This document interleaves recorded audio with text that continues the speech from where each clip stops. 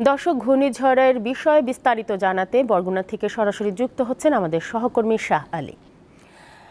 শাহ আলী, জেলায় ঘূর্ণিঝড়ের কোনো প্রভাব শুরু হয়েছে কি এখন, আর দুর্যোগ মোকাবেলায় কি ধরনের প্রস্তুতি নেওয়া হচ্ছে প্রশাসনের পক্ষ থেকে, সে বিষয়েও আমাদের জানাবেন।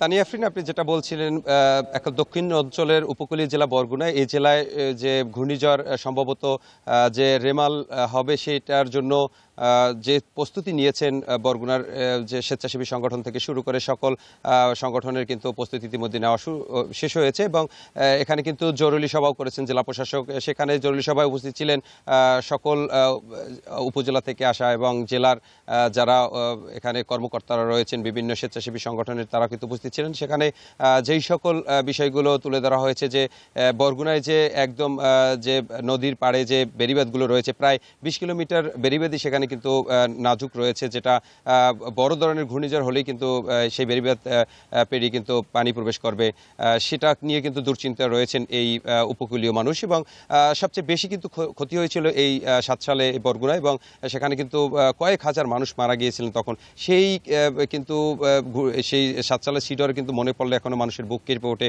বিশেষ করে এখন যে আশ্রয়ণ প্রকল্পগুলো করা হয়েছে, সেই আশ্রয়ণ প্রকল্পগুলো কিন্তু একদম নদীর পাড়েই, সেই নদীর পাড়ের মানুষগুলোই বেশি এখানে কিন্তু তারা যখন ঘূর্ণিঝড়ের কথা শুনে তখনই তারা কিন্তু আতঙ্কে থাকে। এখানে কিন্তু বেশ কিছু যে মুজিব কেল্লা রয়েছে 3টি, সেই মুজিব কেল্লা এবং এখানে এখানে যে আশ্রয় যে সাইকেল শেল্টার রয়েছে, সেই সাইকেল শেল্টারগুলো প্রস্তুত করা হয়েছে। এছাড়া এখানে যে স্কুলগুলো রয়েছে সেগুলোও কিন্তু নির্দেশনা রয়েছে যে ঘূর্ণিঝড় শুরু হলে সেখানে যাতে খুলে দেওয়া হয়।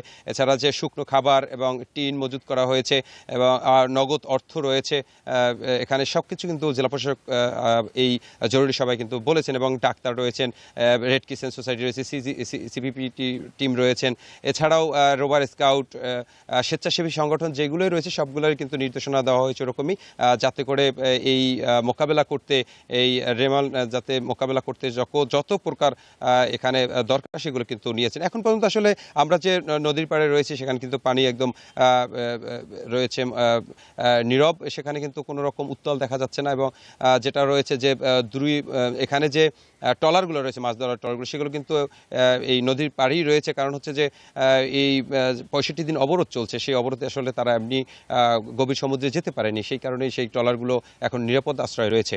এই ছিল বরগুনা থেকে আমার কাছে সর্বশেষ তথ্য। তানিয়া আফরিন। বরগুনা থেকে ঘূর্ণিঝড়ের প্রভাব ও প্রস্তুতি সম্পর্কে জানাচ্ছিলেন শাহ আলী।